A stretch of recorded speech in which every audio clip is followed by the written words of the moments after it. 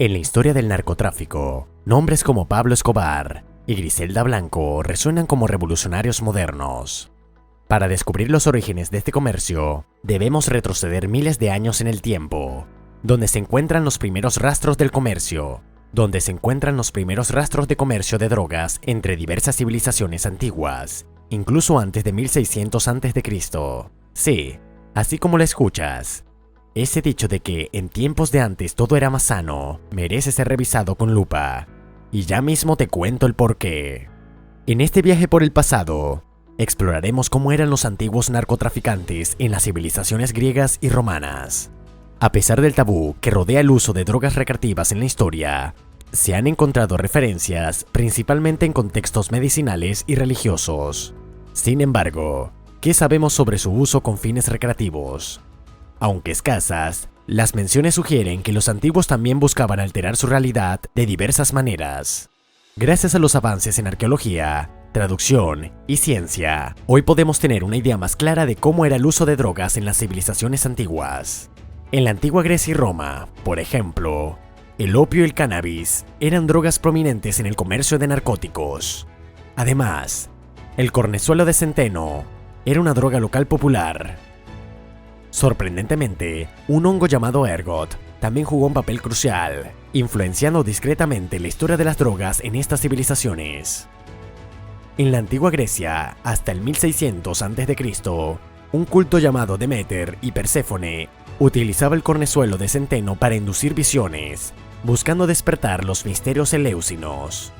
Anualmente, en Eleusis, se reunían para llevar a cabo ritos religiosos secretos en honor al descenso de Perséfone al Hades y su posterior retorno al mundo viviente para reunirse con Demeter, su madre y diosa de la fertilidad. Para alcanzar este misterio, se requería consumir Kikeon, una bebida alucinógena que se preparaba con cornezuelo de cetano.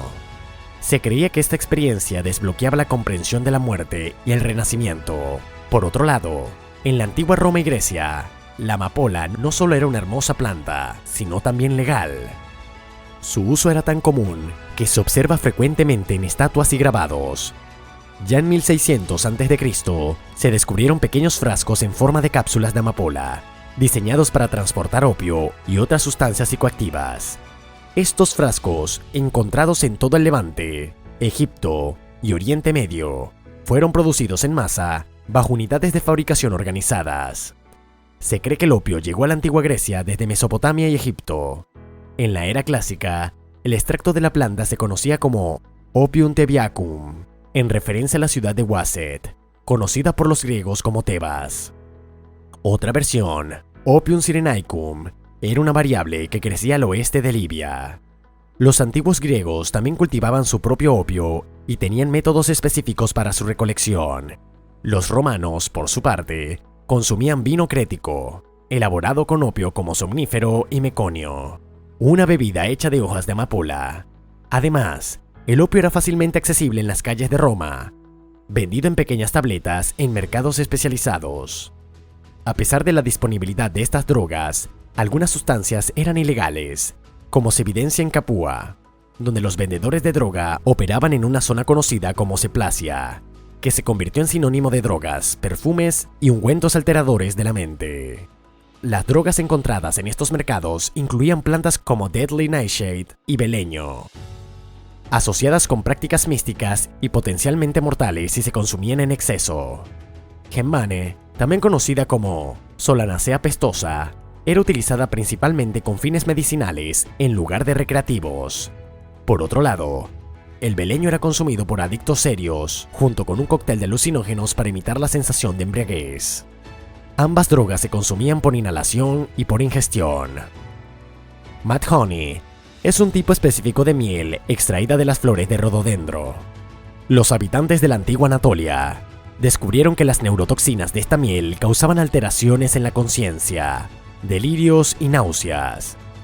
Uno de los primeros relatos sobre la miel loca proviene del historiador y comandante griego Jenofonte de Atenas, quien en su crónica de Anabasis relató cómo su ejército, mientras viajaban por las orillas del Mar Negro en el 401 a.C., se desorientó y enfermó después de consumir la miel local. A pesar de esto, se recuperaron rápidamente y continuaron su viaje de regreso a Grecia. Sin embargo, el ejército romano de Pompeyo el Grande tuvo una experiencia menos favorable en el 67 a.C. Durante la invasión de Pompeyo a la región del Mar Negro, su ejército se vio afectado por la miel tóxica colocada estratégicamente por los lugareños, lo que facilitó la derrota de Pompeyo por parte del rey Mitridates. A pesar de que las drogas rara vez se mencionan en los registros históricos existentes y en la literatura de la antigua Grecia y Roma, hay casos en los que desempeñan un papel muy importante.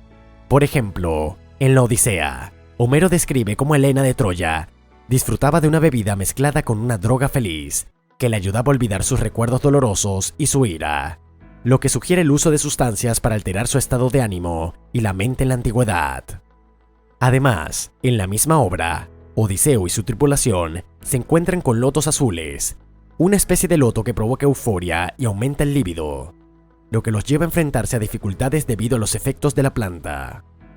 El cáñamo, utilizada como narcótico mucho antes que el opio en Europa, fue traído por el misterioso pueblo Yamnaya de Asia Central hace más de 5000 años.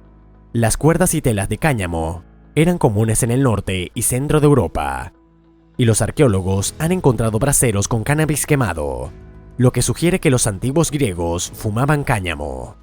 A pesar de su uso extendido, el médico griego Dioscórides desaprobaba el cannabis, especialmente en lo que respecta a la vida sexual, y recomendaba su consumo para reducir los deseos sexuales en aquellos que no podían controlar sus impulsos en momentos inapropiados.